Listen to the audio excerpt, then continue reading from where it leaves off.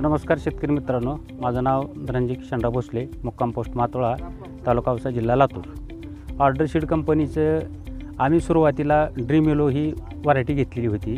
त्याच्यात आमचा success rate चांगला होता. जवळपास 22 टन प्रति एकरी आम्ही ॲव्हरेज काढलं. 2 एकरला मला 44 टन ॲव्हरेज निघालं.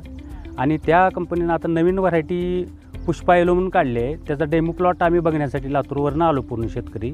ग्रीनेसपणा ह्याच्यावर डिफिशियन्सी कुठली नाही, कांडी करप्याचा प्रादुर्भाव कमी आणि फुलं जी आहेत हे फुलाचं इम्पॅक्ट साईज चांगले आहे. म्हणजे लाँग रूटच्या मार्केटला तुम्हाला ही फुलं चांगल्या स्थितीत जाऊ शकतात. ह्या पद्धतीनं जर केलं तर उत्पादन वाढणार आहे आणि त्याच्यामुळं आपल्याला आर्थिक फायदाही शेतकरी मित्रांना होणार आहे. एप्रिलला लावूनसुद्धा नंबर 1ची व्हरायटी आहे. एवढ्या उन्हात तग धरत नाही सहसा व्हरायटी. आता बऱ्याच बाकीच्या मी लावलेल्या आहेत, त्याच्यात तेवढा रिस्पॉन्स मला त्या व्हरायटीत वाटला नाही. परंतु ह्या व्हरायटीचं वैशिष्ट्य वाटलं की उन्हाळ्यातसुद्धा लागवड करून ह्याचं उत्पादन चांगलं आणि फुलात इम्पॅक्ट पण आहे.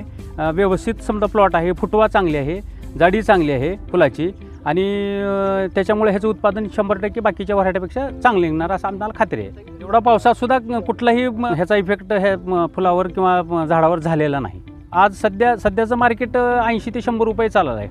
हैदराबाद मार्केट बी 80 ते 100 चाललं आहे. मुंबई 80, 70, 80 चालायला लागलं आहे. कल्याण 100 रुपये किलोपर्यंत चाललं आहे सध्या मार्केट. दोन्ही मार्केटला चालणारं फुल आहे हे हैदराबाद मार्केटला आणि मुंबई मार्केटला. कारण काय इम्पॅक्ट जर नसेल फुलात तर फक्त मुंबई मार्केटकडंच आपल्या महाराष्ट्रातच फुलं चालतात. तुमच्या दक्षिण भारतात ही फुलं चालत नाहीत हैदराबाद मार्केटला. शेतकऱ्याला माझं आग्रहाचं सांगणं आहे की ही व्हरायटी 100% लावून पाहावी शेतकऱ्यांनी. ह्याचा अनुभव घ्यावा आपण आणि आपलं आर्थिक उत्पन्न कसं वाढणार आहे ह्याच्याबद्दल शेतकऱ्यांनी विचार करून ही व्हरायटी निवडावी. धन्यवाद.